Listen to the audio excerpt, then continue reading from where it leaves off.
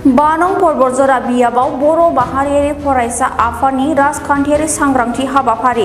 बर' माहारियारि फरायसा आफाद मिरु आफादगिरि ब्रिटेन इस्लारिनि दैदेननायाव मिरु बुनसु लोगोसे क'क्राझार जिल्ला बुनसु जथायै बानं बतझर बिधानसभा बियाबनि गुबुन गुबुन ओनसोलाव मैया 9 एप्रिलाव रायजोफोरखौ लोगो हमहैनाय हाबाफारि लायो।